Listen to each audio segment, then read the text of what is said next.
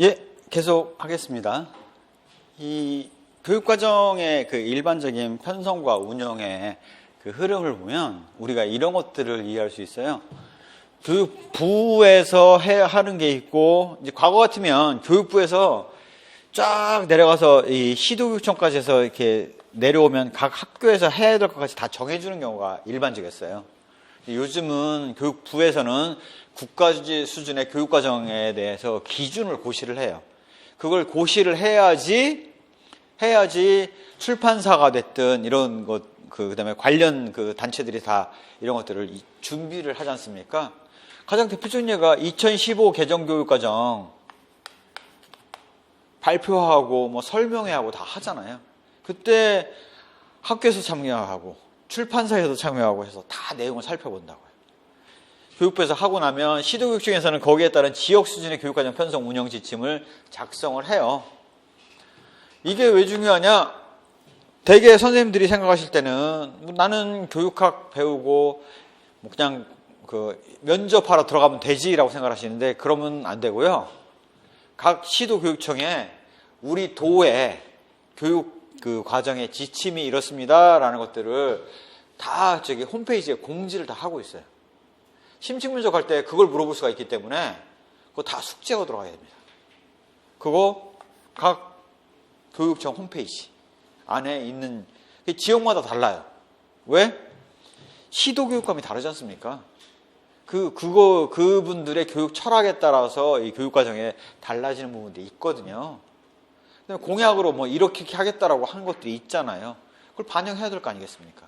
그래서 각 시도마다 다르기 때문에 그런 부분들이 여기 시도교육청의 교육과정 그 지침 안에 편성 운영 지침 안에 반영이 돼 있다.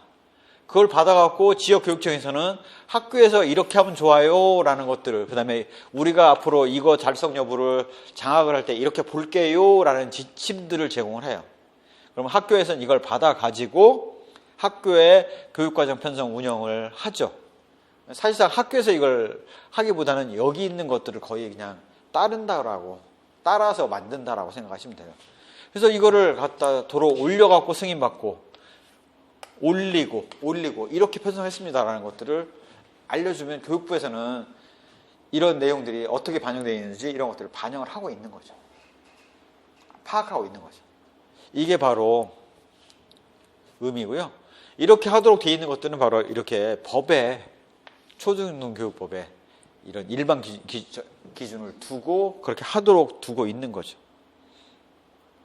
그런 정도만 이해를 해두시면 되고요. 국가 교육과정 기준 개발 절차는 그냥 읽어만 두세요. 이건 그냥 한번 읽어보는 걸로 충분합니다. 그냥 오늘 그냥 한번 읽어보고 끝내자고요.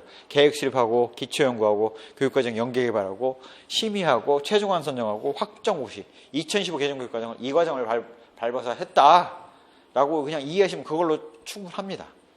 그래서 이런 정도가 있다. 그래서 분권화 레벨로 보면 여기서부터 분권화가 되어 있는 것들을 우리가 알 수가 있죠. 일단 각 교육감 하에서 움직여지지 않습니까? 교육과정 편성이. 교육감의 책임하에서 이렇게 이루어지기 때문에 여기 지역교육청인 이유가 아니라 여기 뭐냐면 시는 광역시, 도는 각 도마다 돼 있고 그 안에 그 도 안에 있는 조그만 시들 안에 보면 지역교육청들이 다 있거든요. 그렇게 이해를 하시면 됩니다. 우리나라 교육과정이 개발되어 온 역사를 생각해 보면 이걸 다 외워야 되냐? 외울 필요 없어요. 그냥 흐름만 이해하시면 돼요. 과거 객관식일 때는 이런 것들을 여기 세세한 내용 내면서 뭐 저기 몇 년도냐 이런 거 물어보기도 했었어요. 근데 그거는 정말 문제를면 문제를 낸 거고 지금 와서는 이 흐름 안에서의 큰 틀만을 이해를 하면 그걸로 충분해요. 자, 45년이 우리가 해방을 맞았고 해방에 따라서 미군정을 3년간 하지 않습니까?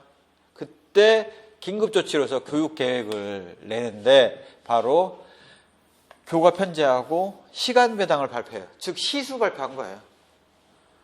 뭐 당연히 긴급조치 그 전까지 일본 교육을 받았는데 당연히 국어로 된 교육과정 내용 자체가 없죠. 그러니까 안 봐도 뻔하게 이때 시수 발표 쫙 하고 나면 나머지가 다 뭐 했을 거냐면 일본에서 쓰는 교과서를 다 번역하는 거에 막 엄청 고생을 했을 거예요. 안 봐도 뻔해요. 그렇게 할 수밖에 없어요. 왜? 고민해 본 적이 없고 그걸 할 사람이 없어. 그러니 이 당시에 다른 뭐 나머지 분야도 다 마찬가지예요.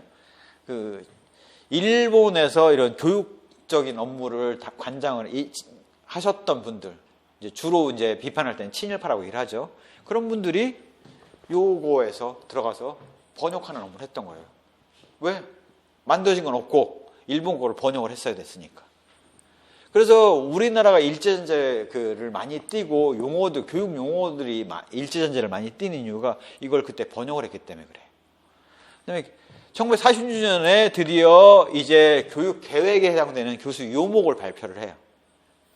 우리가 교과 중심 교육 과정에서 정하는 교육 그 과정이라는 그 개념은 교수 요목으로 정하잖아요. 그런 것들이 만들어져서 요목을 제정을 하고 이런 내용을 가르치세요라고 나열을 했어요. 교과서하고 저 교수 요목만 제공을 하면 알아서 해독해서 선생님들이 제공을 하는 거예요. 그랬다가 54년, 이게 거의 한 10년이지 않습니까? 하고 나서 교수 요목 나온 데서 1차로 교육과정에 대해서 만드는데 그 당시가 54년임에도 불구하고 아무것도 없었고 교과서가 있었기 때문에 그때 교육과정 이름을 교과중심 교육과정이다라고 이름을 주셨어요. 그 안에는 뭐냐면 교과목 중심으로 돼 있죠. 그러면서 50년에 우리가 6.25를 했고 53년에 전쟁이 끝났잖아요. 54년이 딱 되면서 교육을 바꿔야 돼 하면서 뭐가 많이 들어갈 수밖에 없겠어요? 반공교육이 엄청 들어갈 수밖에 없어요. 분단이 됐어요. 정신교육을 시켜야 된다 해서 반공교육이 들어갈 수밖에 없었던 거예요. 이러다가 이게 거의 한 10년 가까운 63년쯤 가면서 그게 가만히 있어봐. 이게 우리가 급해갖고 일본 거 번역에다 쓰고 그 다음에 급해가지고 반공교육 강화하느라고 넣었는데 이제는 좀 교육다운 교육으로 가야 되지 않을까 해서 나온 게 경험중심 교육과정인데 딱 1930년대 미국에서 하던 경험중심 교육과정이 시차를 두고 한 30년에 걸쳐서 시차를 두고 우리나라에 들어오기 시작한 거예요. 그러면서 뭐가 됐냐면 총론과 강론을 편성을 했던 거죠. 이제는 좀 진짜 교육계획을 하고 있다는 느낌이 드시죠. 그전까지는 그냥 있는 살림에 번역하고 있는 살림에 급한 거 반공교육 강화하고 이런 것만 하다가 경험중심 교육과정으로 좀 편성이 되면서 이런 그 수업 시간이라든가 이런 것들이 좀 정리가 됐죠. 예를 들어서 한글 전용 교육을 하고 국사 세계사 분리하고 기술 신설하고 이런 걸 했죠. 한글 전용 교육이라는 게 의미가 뭡니까? 그 이전에 교과서 안에는 한자에다가 조사만 한글 붙은 말 그대로 일본 교과서에 한자를 그대로 두고 조사만 한국말로 바꾼 정도였던 거죠. 지금 유출을 해보면 그런 정도였던 게 이제 한글 전용어로 넣고 가로 속에 한문을 넣는 형태로 말 그대로 우리나라의 이제 교과서가 다운 교과서가 만들어지기 시작을 한 겁니다. 또 이게 거의 한 10년에 걸쳐서 넘어오면서 1960년대 스푸트닉 쇼크 이후에 미국의 교육과정이 학문중심 교육과정으로 바뀌었잖아요. 그게 우리는 60년대에 나온 게 우리는 73년 거의 한 10년 걸쳐서 들어온 겁니다. 그래서 자유선택 과목을 넣기 시작했죠. 과학기술을 강조하다 보니까 기술과정을 필수로 삼았어요. 그게 또 한 10년쯤 지나서 80년대에 들어오면서 우리가 좀 조금 이제 79년 지나면서 이제 80년대 초반으로 들어오면서 이제 좀 이제 개도국지위로 올라섰잖아요. 그 전까지는 먹고 사는 것 자체가 힘든 시대였다가 70년대만 해도 먹고 사는 게 힘들었죠. 80년대 들어서는 이제는 먹고 살만은 해졌어요. 잘 살지는 못하지만. 그러면서 이제 인간중심 교육과정에 대해서 종합적인 지덕체 전인교육. 이때 지덕체 전인교육이 개념이 들어오기 시작한 거예요. 그러면서 학생의 다양성을 존중하다 보니까 자유선택 과목들을 신설해서 넣은 거죠. 농업, 공업, 상업 이런 뭐 선택 과목들 들어온 것들이 이런 때 들어왔다고 보시면 됩니다.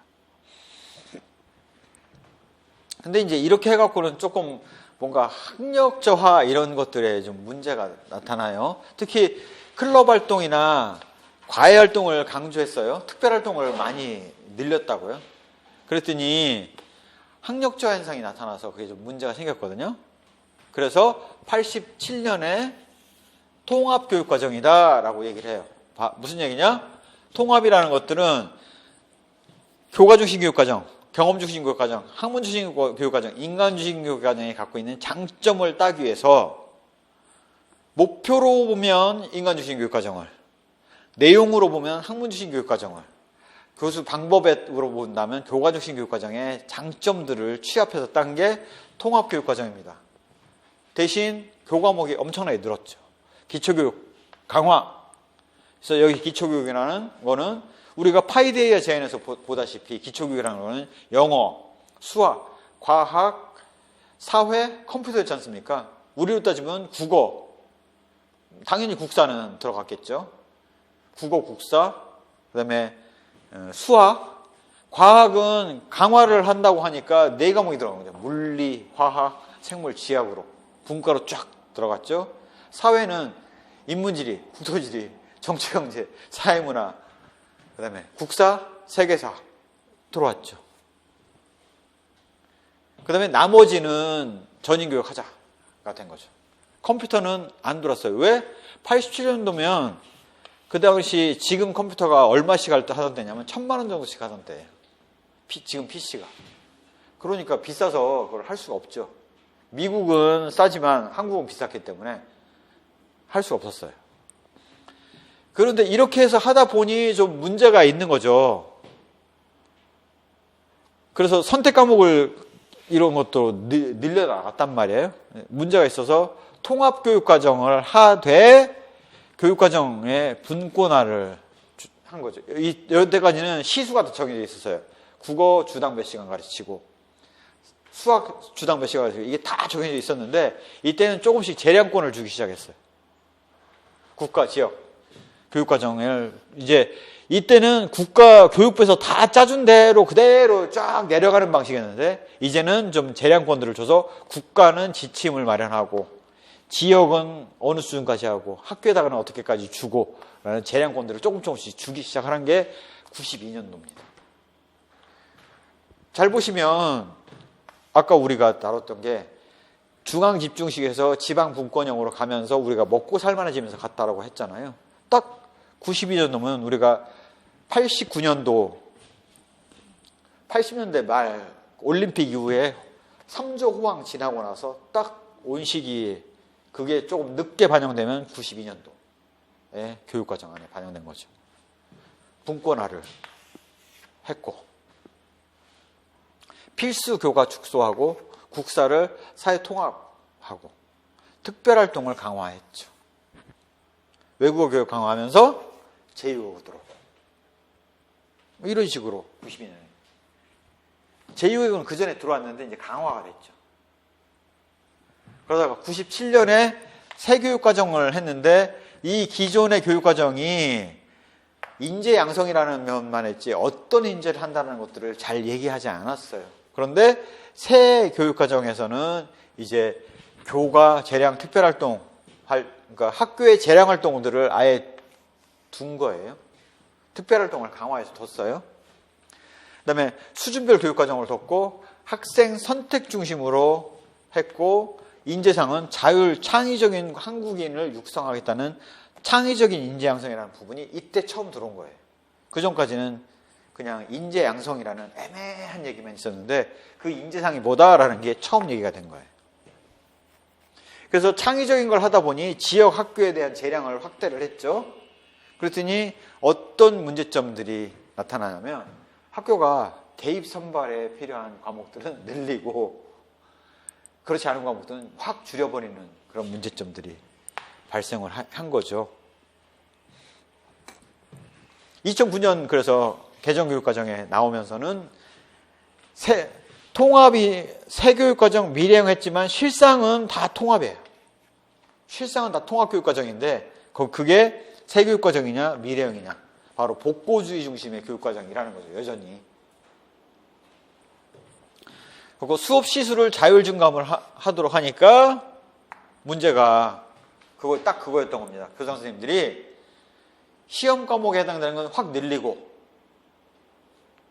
시험 과목 아닌 것들은 확 줄여버리는 거죠.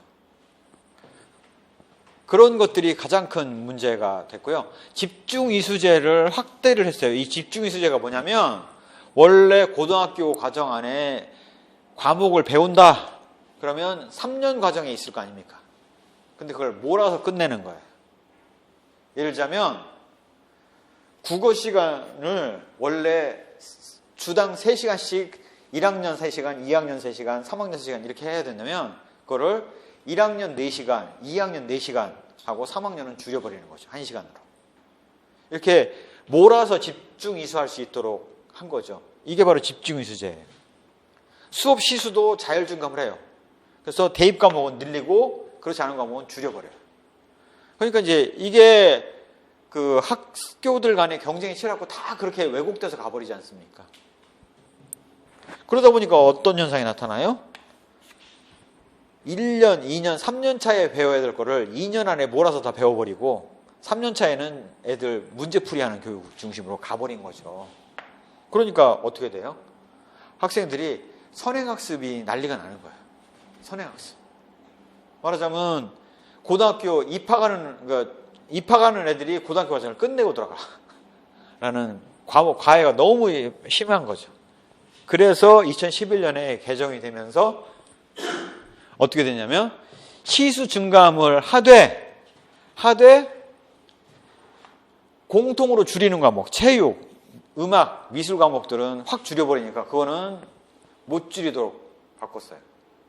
그러니까 니네가 국어 집중하고 싶으면 다른 그 대입 과목 중에서 그걸 줄이라고. 그 애꿎은 음악, 미술, 체육 줄이지 말고 이거는 고정. 나머지는 선택. 그럼 이제 학교에서는 좀 국어를 늘릴 건가, 국어를 줄이고 뭐 수학을 늘릴 건가 이런 것들을 좀 고민을 하겠죠. 그래서 그런 식으로 가능하도록 한 게 바로 보장을 했다는 거고요. 8과목 이내에서만 편성을 하도록 했다라는 게 2011년이고 이때 추구했던 인재상은 창의형 인재를 여전히 추구를 했어요. 2009년부터 내려온 게 그대로 나왔는데 근데 문제는 그거죠. 도대체 2009년이고 2011년이고 뭐 창의형이라는 거에 의미가 뭔지가 하나도 안 들어가 있어요. 기껏 들어가 있다는 거는 체험활동이 강화가 됐다는 거죠. 학교에 체험활동들이 강화됐죠. 체험학습 우리가 많이 나갔지 않습니까? 2009년에 개정되면서 학교에 체험활동들이 생긴 거예요. 1박 2일씩 어디 갔다 오고 이런 것들이. 2011년에 와서는 그래서 체육예술을 보장하고 하는 것들로 강화가 됐죠. 그 다음에 교과 군별로 시수증감을 허용을 했다는 얘기는 언어 계열, 수학 계열 이런 계열별로 안에서는 시수증감을 허용했다는 얘기를 하는 겁니다. 이게 2015로 들어오면서 뭐가 나왔냐면 문이과 통합을 했어요. 왜? 문과 이과를 구분하는 게 의미가 없어. 왜? 과거에는 과학 과목이 물리화학, 생물지학 4과목이었어요. 그렇게 해서 이과 애들한테는 4과목을 다 가르치고 대신 문과로 갈 애들은 사회 과목을 다 가르치기 위해서 사회를 더 집중시키는 게 문과, 과학을 더 집중시키는 게 이과 이런 식으로 구분을 했었거든요. 근데 과학을 통합과학으로 통합시킬 거야. 사회를 통합사회로 통합을 할 거야. 그래서 한 과목으로 만들 거야. 그러면 문과, 이과를 구분할 필요가 없이 그냥 같이 배우면 되는 거죠. 대신 어떻게 하느냐? 선택 과목을 50% 이상으로 늘리겠다는 거죠. 공통 과목을 적게 두고 선택 과목을 더욱더 늘리겠다는 거예요. 기존에 공통 과목 위주로 돼 있고 선택 과목이 몇 과목 안 됐었는데 이거를 선택 과목을 확 늘리겠다는 거예요. 그렇게 이해를 하시면 됩니다. 그 다음에 집중이수제를 완화하겠다. 집중이수제 강화했을 때 문제점이 뭐였습니까? 고등학교 3년 동안 배울 거를 1학년, 2학년에 몰아서 배우고 3학년 때는 문제풀이하고 있어가지고 애들이 따라가기 벅차게 진도를 빨리빨리 나간다는 게 문제잖아요. 뭐였잖아요. 그래서 완화를 하겠다는 거죠. 집중이수제를 덜 하겠다는 거죠. 창의적 체험활동을 개선을 하고 예술교과를 활성화하겠다는데 이게 의미하는 바가 뭡니까? 2097년에 집중유제를 두고 2009년에 집중유제를 확대해서 애들이 다 1학년, 2학년에 전 과정을 끝내는 거를 목표로 하고 3학년 때 문제 풀이는 과정으로 들어가니까 어떤 문제점이 나타났냐면 예술, 이런 수업 과목이 아닌 과목들은 자꾸 자율학습 시키라고 선생님이 강요를 하는 거죠. 가르쳐야 되는데 그거 과목 아니니까 가르치지 말고 자율학습 시키라고 하고 말아버리는 거죠. 그러니까 왜곡되지 않습니까? 그래서 예술교과를 활성화시키고 유지하겠다는 걸 하는 거예요. 자, 이렇게 2015 개정교육과정이 나왔다는 흐름을 가져왔다는 거죠. 그래서 이런 시대적인 흐름에서 보면 일제로부터 해방을 맞이하여서 없는 살림에 번역하기도 급급했고 전쟁 이후에 반공교육이 강화가 됐고 그게 어려운 살림 안에서 이게 교과목 중심으로 이어오다가 먹고 살만해지니까 조금씩 경험식 중심으로 나가고 학력저하가 되니까 도로 복고주의 교육으로 와서 이원화를 한 거죠. 대입 과목은 싫어도 해야 되는 과목, 나머지 과목들은 전인교육 해야 되는 과목으로 나눠지는 역할들을 해오다가 점차 공통 과목을 줄여나가고 선택 과목을 늘려나가는 추세로 가는 거죠. 바꿔서 얘기하면 뭐냐? 기초 과목은 과목 개수를 줄여버리고 통합사회, 통합과학으로 줄여버리고 선택 과목을 확 늘려갖고 다양한 학생들의 입맛에 맞는 교육들을 시행을 하겠다라는 거고, 그러면 어떻게 할 거냐? 그러면 기존의 물리 선생님, 화학 선생님, 생물 선생님, 지학 선생님은 어떻게 할 거냐? 선택 과목으로 확 줄여버리는 거죠. 그러면 통합과학을 가르치든지 아니면 그렇게 하면서 선택 과목으로서 물리, 자기 전공 과목을 부가적으로 가르치든지 하겠다는 게 기본 방향이라는 사실을 알 수가 있죠. 그러면 대학교에서는 어떻게 뽑아? 수능은 공통 과목 가지고 보겠죠. 수능 같은 거는 공통 과목으로 보겠죠.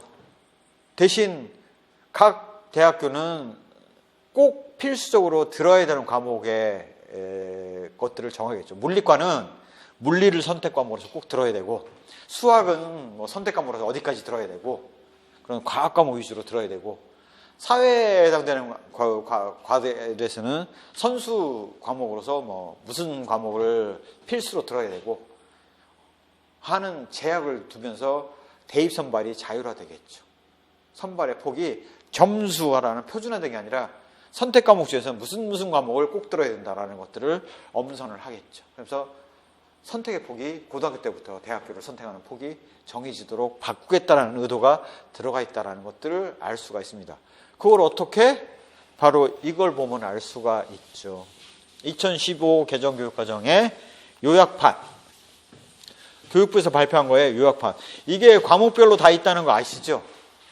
각 자기 전공별로 2015 개정교육과정이 반영되어 있는데 그 전공에 해당되는 내용은 각 전공에서 엄청나게 다룹니다. 왜? 전공 과목의 시험 안에 2015 개정교육과정에 전공 과목별 반영 방안들이 한두 문제씩 꼭 나왔어요. 그래서 그걸 잘 다뤄요. 자, 그러면 전체 우리의 의미는 잘 알아두면 훨씬 더 적용하기 쉽겠죠? 전체 의미. 2015 개정교육과정이 추구하는 것은 문이과 통합입니다. 문과, 이과가 통합됐다는 것에 대해서 굉장히 어색하고 이상하게 생각하시는 분들이 많아요.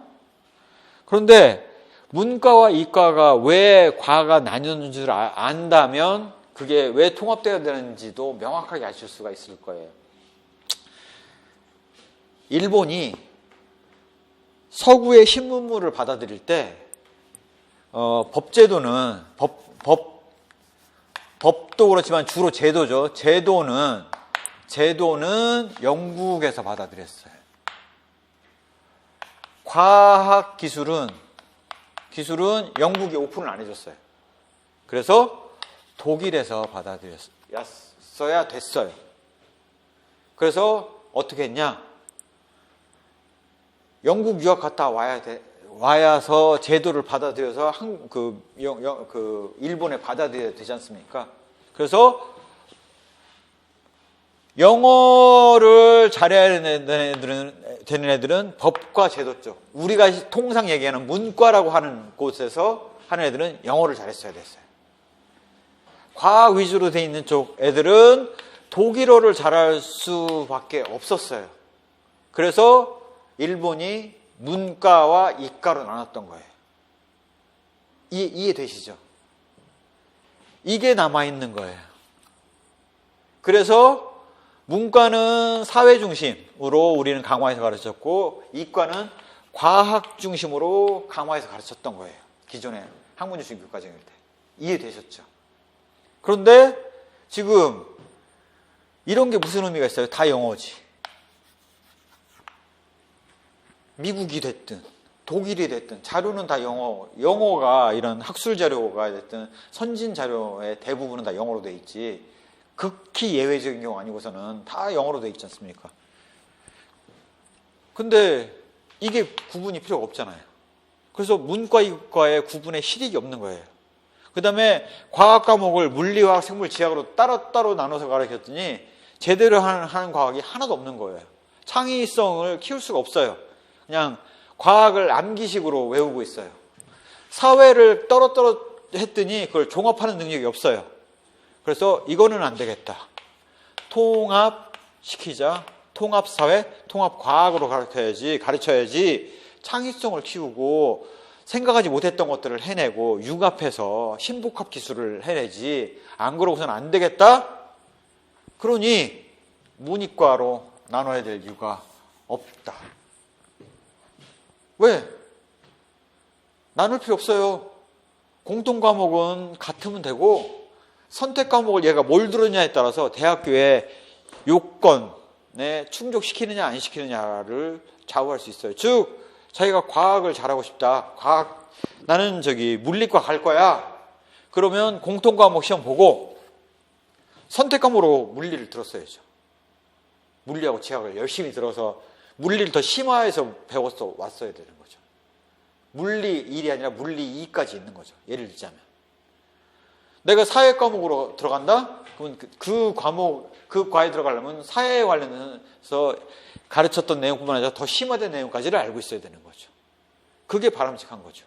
그래서 대학교에서 무슨 과목을 들었냐에 따라서 고등학교 때 선택 과목을 뭘 들었냐에 따라서 과를 정할 수 있는 기반이 되는 겁니다. 그래서 50% 이내로 하겠다는 거예요. 공통 과목을. 그러니 50% 이내를 과목을 여러 개를 할 수가 없죠. 그래서 공통 과목을 어떻게 하냐면 국어, 수학, 영어, 한국사, 통합사회, 통합과학 딱 복고주의 교육과정에서 했던 거. 미국이 어떻게 했습니까? 영어, 수학, 과학, 사회, 컴퓨터 5과목이잖아요. 우리는 역사의식이 중요하니까 역사가, 한국사가 공통으로 들어가고 딱 그대로잖아요. 대신 나머지는 통합 과목으로 두고 대신 나머지는 인문학적 소양 강화해서 선택 과목을 쫙 넓히겠다는 거예요. 기존에 없었던 철학도 집어넣고 과학도 더 여러 가지 넣고 하겠다는 거죠. 이게 인문사회과학 기술 기초 소양 교육 강화에서 추구하는 바고, 통합사회와 통합과학은 물리화학, 생물지학을 다 다루는 통합과학, 정치영지, 사회문화, 인문지, 국소지를 다 다루는 통합사회로 해가지고 공통 과목으로 가르치고 나머지는 선택 과목으로 다 돌리겠다라는 게 들어가 있는 겁니다. 꿈과 키를 키우는 교육과정, 바로 단위학교의 교육과정 편성 운영의 자율권을 확대를 했어요. 이게 무슨 얘기냐? 반절이 공통 과목이고 반절 이상이 선택 과목이니 선택 과목은 학교에서 선택할 거 아니겠습니까? 편성 운영의 자율권이 확대될 수밖에 없죠. 과목 자체를 학교가 선택할 수밖에 없는데 그거를 선택 과목이 반절 이상이니까 선택을 반절 이상을 하는 거죠. 다양한 선택 과목을 두는 게 바로 그런 거죠. 연극, 철학 관련돼서 그냥 과학도 심지어는. 중학교에는 대신 자유학기제를 마련을 하겠다는 거죠. 그러면서 이 자유학기제는 기존의 내신 반영에 반영하지 않겠다라는 거예요. 무슨 얘기냐? 기존에 공통 과목 위주로 해서 가르치는 거나 이런 그 선택 과목 위주로 가르치는 것도 우리가 내신 성적을 낼 텐데 자유학기제는 빼겠다는 거예요. 좀 자유스럽게 기존의 평가 방식에 얽매이지 않고 새로운 방식의 평가를 해봐라. 기존에 하던 평가는 객관주의 평가지 않습니까? 서열에 의한 등급제 평가잖아요. 그거와 다른 방식의 평가, 수행평가, 과정과 결과에 대한 평가. 그래서 기존의 수업이 허 중심의 수업을 하고 있으면 자유학기제는 하우 중심의 수업을 한번 해봐라 라는 얘기가 사실은 들어가 있는 거라는, 잠재되어 있다는 사실들을 우리가 알 수가 있습니다. 미래사회의 핵심 역량을 함양하기 위해서는 핵심 개념과 원리 중심의 학습 내용의 정선 감축, 암기형 지식을 잔뜩 전달하는 거에서 핵심 개념과 원리를 학습 내용을 감축하겠다는 거죠. 전형적인 사례가 통합사회, 통합과학으로 확 줄여나가는 거죠. 교수학습 평가 방법 개선, 이게 뭘 얘기하는 거냐? 수행평가를 자유학기제를 통해서 도입하게 되니 교수학습과 평가 방법에 대해서 개선을 하겠다는 거죠. 수행평가를 강화하겠다는 얘기를 하고 있는 거예요. 이와 더불어서 이를 위해서 대입제도 개편을 한번 추진해 보겠다. 그러니까 대입제도를 바꾸겠다라고 얘기는 못하지만 개편 방안을 검토하겠다라고 얘기를 하고 있어요. 그 이미 녹아져 있죠. 선택 과목 늘리고 학교의 선택권을 확장함으로써 대입제도가 기존의 공통 과목 위주로 하는 교육 대입제도는 문제가 있는 거 아닙니까? 물리과에서는 선행 과목을 선택 과목을 이거 들어야 된다는 요건을 정할 수밖에 없게 지금 만들고 있잖아요. 대입제도 개편이 녹아져 있다고요. 명시는 안 돼 있죠. 왜? 잘못하면 칼 맞아 죽을 것 같으니까. 대입제도를 또 바꿔 이러면서 난리가 날 거니까. 그래서 우리가 지금 그 의견 수렴을 했지 않습니까? 대입제도 그 개편 방안. 정시 모집 확대해달라는 거 아니에요. 나온 게. 그게 들어가 있다고요. 그게 초등학교에 있어서 강화되는 것들은, 세부적인 내용으로 강화되는 것들은 유아교육과정과 연계예요. 기존의 교육과정의 초등학교는 연계를 할 이유가 없었어요. 왜냐하면 그건 교육이 아니라고 봤으니까. 하지만 유치원 3년을 안 다니는 애들이 별로 없어요. 영어 안 되면 어린이집이라도 다녀요. 그러면 교육의 경제성을 위해서라면 이전 교육과정과 연계를 시키는 게 바람직하죠. 바꿔서 얘기하면 글자 교육은 안 시키겠다는 거예요. 이미 배워서 들어오니 애들이. 창의적 체험활동을 활용하고 안전한 생활 편성 운영에, 안전한 생활을 편성해서 운영하겠다. 애들 그 생존 수영 같은 거를 안전한 생활을 통해서 가르치고, 이런 상황이 됐을 때 자기 몸을 보존할 수 있는 방법을 못 배우니 세월호 사태 나더라는 거죠. 그거 어릴 때부터 가르치겠다는 게 초등학교예요. 중학교, 여기서부터가 우리의 관심사항이죠. 특히 자유학기제 운영에 근거 마련했다. 체험 중심의 교과활동, 즉 수행평가를 강화할 수밖에 없는 교과활동을 하겠다. 장래 진로 탐색을 강화하겠다. 지금 장래 진로 탐색은 중학교보다는 고등학교 중심으로 돼 있어요. 늦다 이거죠. 여기서 애초에 대학교 안 가고 직업전선 쪽으로 나갈 애들은 그쪽 방향을 타진할 수 있는 기회를 중학교 때부터 줘야겠다. 대부분의 예를 들어서 프랑스가 됐든 독일이 됐든 중학교 때부터 직업교육을 할 애들은 가니까 우린 너무 늦지 않냐라는 거죠. 그래서 탐색할 기회를 주겠다는 거예요. 그다음에 소프트웨어 교육을 하겠다라는 건데 여기서의 코딩 교육을 하겠다라는 거죠. 정보교과 필수 과목으로 두겠다라는 건데, 되게 이렇게 생각하면 어떻게 생각을 하시냐면, 그럼 프로그래밍을 가르쳐야 되나? 프로그래밍 교재 편성된 거 이런 것들 보면 선생님들이 고민하는 게 그겁니다. 이거를 자 오늘은 이 과제를 풀어볼 거예요 하고 내용을 가르쳤잖아요. 그러고 나서 자 5분 동안 프로그램 해보세요. 죽었다 깨어나도 할 수 없는 시간 주고, 자 답은 이거예요. 이렇게 하는 거예요 하고 설명하는 시간을 가지면 수업이 끝나요. 그러면 어떻게 됩니까? 암기 과목 하나 늘은 거죠. 암기 과목 하나 늘은 거잖아요. 그래서 문제가 있다 라고 얘기를 하는데, 여기 소프트웨어 교육이라는 거는 그런 코딩 교육이 아니에요. 여기서 추구하는 바는 뭐냐면 논리적인 사고를 하는 구체화되는 방안을 찾는 건데, 가장 대표적인 사례를, 미국 사례를 들어서 설명을 드릴게요. 미국에서 코딩 교육을, 소프트웨어 교육을 어떻게 하는지 아십니까? 컴퓨터를 갖고 안 해요. 자, 아침에 토스트 만들어서 빵을, 만들어진 토스트하고 잼을 가지고 네가 먹는 방법에 대해서 한번 글로 써봐, 순서를. 그대로 해보자고. 그러면 애가 아주 그거 어렵지 않지. 빵에다가 잼을 바른다, 먹는다. 그러면 끝이지. 그러면 아빠가 그렇게 합니다. 그래, 빵에다 잼 바른다고 그랬지? 그러면 식빵 그대로 통째로 들어갔고, 비닐에 쌓인 식빵에다가 잼을 통째로 들어가지고 뚜껑도 안 열고 문지릅니다. 이래서 먹으라고? 애가 난리가 나죠. 아니, 그게 아니라 빵을 꺼내야지. 빵을 꺼내고 잼도 꺼내야지. 너 안 썼잖아. 그렇게 안 썼잖아. 아이, 다시 쓸 거야 하고 가져가서 써옵니다. 빵의 봉지를 연다, 빵을 꺼낸다, 잼을 바른다 라고 해와요.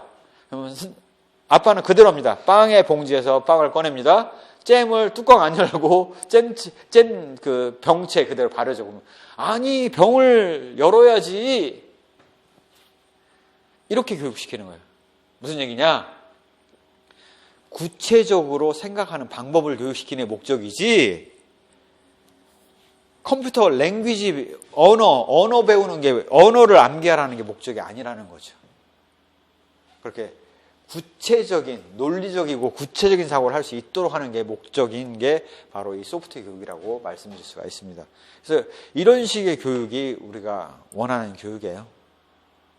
더군다나 앞으로의 사회가 정보에 대한 부분은 활용을 잘할 수밖에 없지 않습니까? 그래서 그렇게 되고요. 고등학교 경우는 공통 기초소양 함양, 바로 공통 과목이에요. 일반 진로 선택 과목을 확 늘리겠다는 거죠. 진로 선택 과목을 3개 이상을 이수하도록 만들겠다는 거예요. 즉, 선택 과목을 여러 개 두고 진로 과목을 꼭 3개 이상 이수하게 하면 얘가 어느 쪽에 관심이 있는지, 어느 과목을 선택하는지에 따라서 선택 과목이 정해지는 거죠. 방향이. 지가 좋아하니까 그 과목을 선택을 했겠죠. 이게 바로 그겁니다. 기초국가, 국어, 수학, 영어, 한국사, 플러스 통합사회, 통합과는 공통이니까.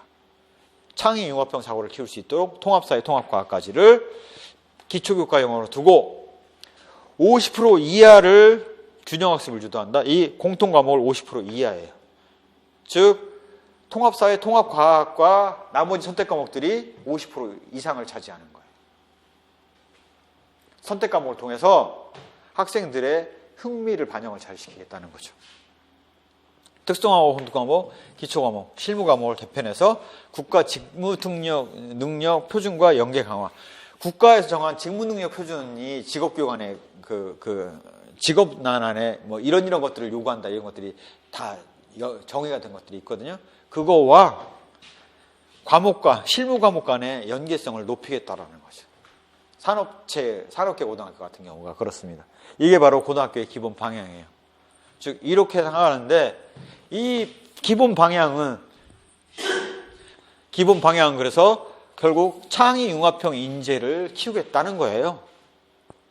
창의형 인재가 아니라 창의융합형 인재예요. 창의형 인재면 우리가 창의성에 대해서 교육심리에서 뭘 배웠습니까? 발산적 창의성과 수렴적 창의성을 배웠어요. 발산적 창의성이라는 거는 톡톡 튀는 아이디어를 많이 생산할 수 있는 능력이 우리가 생각하는 발산적 창의성입니다. 수렴적 창의성은 각각의 아이디어에서의 장점을 취합해서 새로운 아이디어를 만드는, 통합해서, 융합해서 새로운 아이디어를 만들어낼 수 있는 능력이에요. 바로 아인슈타인이 상대성 이론을 만들기 전에 뉴턴의 상대성 이론, 뭐 케플러의 무슨 이론, 누구의 무슨 이론 이런 것들, 자기가 이전에 만들었던 특수상대성 이론까지를 결합해서 일반 상대성 이론을 만들어냈지 않습니까? 그런 융합할 수 있는 능력을 갖고 있는 인재, 즉 사회에 큰 흐름에 영향을 줄 수 있는 인재를 키우겠다는 거죠. 독특한 아이디어를 낼 수 있어서 자기 혼자 잘 먹고 잘 사는 인재가 아니라, 이렇게 하기 위해서 이 인재는 인문학적 상상력을 갖춰야 되고 과학기술의 창조를 갖추고 바른 인성을 겸비하여 새로운 지식을 창조하고 다양한 지식을 융합하여 새로운 가치를 창출할 수 있는 인재, 바로 수렴적 창의성을 갖고 있는 인재라는 사실들을 알 수 있죠. 그래서 여기 창의형 융합형 인재는 단순히 톡톡 튀는 아이들을 내는 인재만이 아닙니다. 더 나아가서 다양한 아이디어를 흡수해서 융합해서 새로운 것들을 만들어낼 수 있는 인재, 다양한 다수의 의견을 수렴해서 새로운 대안을 제시할 수 있는 인재를 원하는 거죠. 자, 이렇게 하기 위해서 그 인재가 갖춰야 될 핵심 역량으로서는 지식 정보 처리 능력이에요. 지식 정보화 사회에 인간은 이제는 다양한 정보를 빨리빨리 처리하고 부족한 정보를 파악하고 그 정보를 수집할 수 있는 능력을 갖춰야지 성공 가능성이 높아지죠. 그래서 지식 정보 처리 능력을 키우고 창의적 사고, 그다음에 자기를 관리해야 돼요. 즉 나는 나대로 살 거야가 아니에요. 자신이 어려운 상황에 처했어도 그것들을 받아들일 수 있고 자기를 관리할 수 있는 능력을 키워야지 공부를 제대로 할 수 있을 거 아니겠습니까? 자기관리 능력, 심리적 감성, 그다음에 의사소통 능력. 의사소통 능력이 왜 중요하냐? 남의 아이디어를 잘 듣고 거기에서 중요한 아이디어를 캐치를 해서 자기 걸로 만들 수 있는 능력이 있어야 되고, 그렇게 하기 위해서는 의사소통이 안 되면 안 되는 거예요. 그다음에 공동체 역량, 즉 사회를 독불장군처럼 혼자 사는 사회가 아니라는 거죠. 더불어 다 같이 사는 사회. 그런 의미에서 창의형 윤재가 발산적 창의성이 아니라 수렴적 창의성을 요구하는 인재다라는 사실을 우리가 알 수 있는 겁니다. 그래서 기존의 이런 핵심 역량 같은 경우는 대단히 좀 중요하죠. 지식 정보 처리 능력, 창의적 사고, 자기관리 능력, 심리적 의사소통 능력, 공동체 역량. 이런 부분들은 기존의 그 기출로 나왔던 적도 있어요. 어느 교과목에서는 요구하는 핵심 역량이 무엇이냐라는 걸 묻는 문제가 나온 적이 있어요. 교과목에 따라서. 그래서 이런 핵심 역량은 중요합니다. 그래서 그런 개념들을 이해를 하고 나면 흐름이 보이죠. 아, 고등학교에 공통 과목을 이렇게 두고 선택 과목의 폭을 늘려서 대입 제도가 바뀔 수밖에 없도록 기반을 마련을 하는구나. 그 다음에 교육제도라는 게 점차 올라가면서 되기 때문에 2015 개정교육과정 만들어 놓고 나서 그 다음부터 중학교 1학년부터 계속 올라가면서 만들어지면서 올라오고 있지 않습니까? 선생님들이 가셨을 때는 2015 개정교육과정이 적용되는 상태일 거라고요. 부임하시면. 그래서 그렇게 이해를 하시면 될 것 같아요. 그래서 보면 대입제도 중심으로 왜곡되어 있는 교육이 문제가 있다는 사실들을 교육부가 알고 있다는 게 느껴지죠. 기본 방향에서 큰 잡음을 안 일으키면서 가기 위해서 문이과를 통폐합을 하고 통합사회 통합과학을 두고 통합사회 통합과학을 그래서 뽑고 안 봐도 뻔하게 기존의 개별 과목으로 되어 있는 선생님들한테는 선택 과목으로서 자리 잡을 수 있도록 두면 문제가 안 생기죠. 그 다음에 이제 기존 선생님들로 하여금 자꾸 통합과학으로 와라, 통합사회로 와라라는 것들을 유도하고 있다는 사실들을 우리가 느낄 수가 있습니다. 그 다음에 학생에 대해서는 중학교부터 직업 장래 진로 탐색을 강화하고 고등학교에서는 직업교육 과목, 진로 선택 과목 3개 이상을 이수를 하게 해서 스스로가 길을 찾아갈 수 있는 길을 열어주는 거죠. 왜? 기존에 인문계고등학교, 실업계고등학교 했을 때 실패를 했거든요. 그래서 인문계고등학교 안에서의 방안을 열어주는 거죠. 그런 사실들을 우리가 알 수가 있는 겁니다. 그래서 이렇게 전체 흐름을 이해를 하시면 2015 개정교육과정에서의 의미를 우리가 읽어볼 수 있는 거고요. 자, 우리가 배웠던 교육과정의 그 전체 흐름을 다시 한번 살펴보자고요. 교육과정은 무엇을 가르칠 것인가에 대한 내용들을 다루고 있죠.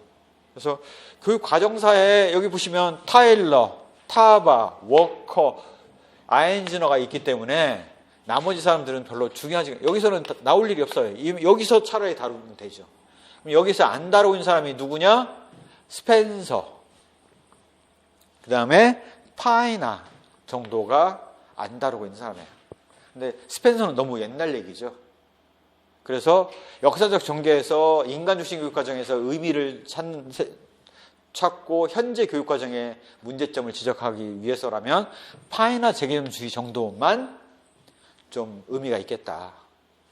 나머지는 별로 다뤄질 것 같지가 않다. 파이나 재개념주의만 다뤄진다면 다뤄지겠다. 하지만 교육과정의 공식적 잠재적 영교육과정은 이 개발 모형까지 다 계속 적용되면서 사용이 됐잖아요. 우리가 목표 3,000개 중에 1,000개 추린 거는 공식적 교육과정이고 2,000개 추린 거는 2,000개 채택 안 된 거는 영교육과정이다. 1,000개 교육과정을 하다 보면 예상하지 못했던 부수효과가 나는데 그게 바로 잠재적 교육과정이다. 이런 얘기를 해왔잖아요. 적용이 된 거라고요. 그다음에 교과, 경험, 학문, 인간중심 교육과정이 갖고 있는 것들의 그 흐름을 교육 목표, 교육 과정, 교수학습법, 교육 평가, 그다음에 특징, 장점, 단점들을 우리가 살펴봤지 않습니까? 이게 다 융합돼서 통합 교육과정으로 이행해 왔고 이게 바로 복고주의 성향을 띠는 교육과정이고 이게 2015 개정교육과정에 고스란히 연결되는 것들을 지금 보셨잖아요. 흐름이 그렇게 된다는 거죠. 그래서 중요합니다.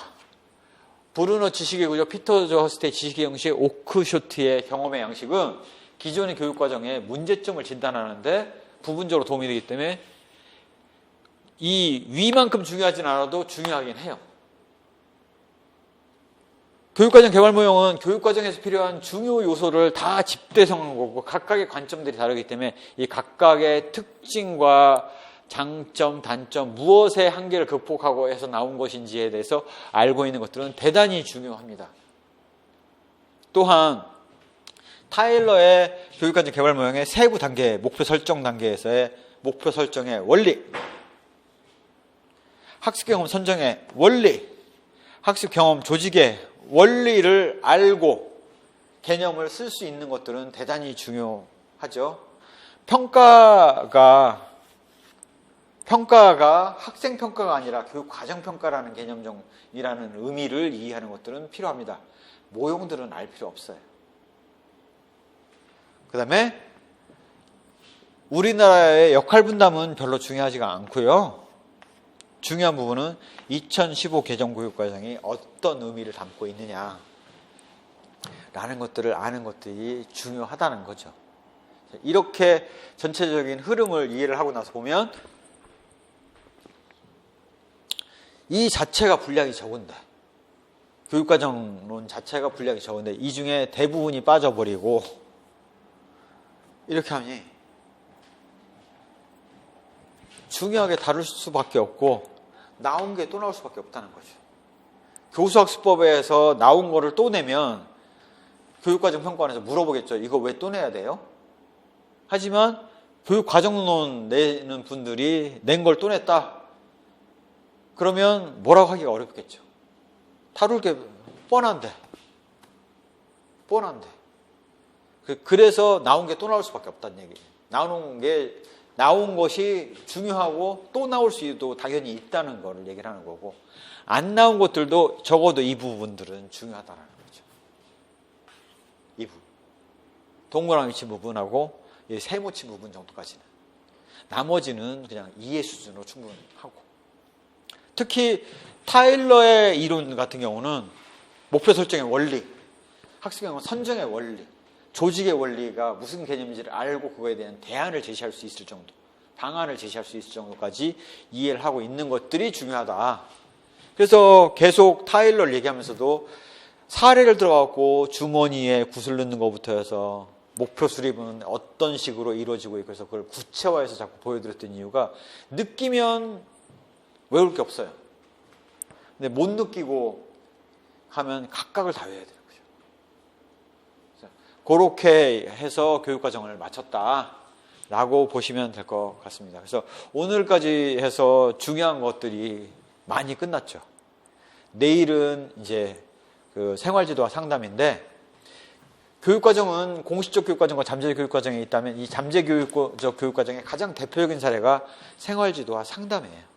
그래서 그쪽 부분으로 내일부터 들어가서 말씀을 드리도록 하겠습니다. 오늘 수업은 이렇게 하고 마치겠습니다. 수고 많으셨습니다.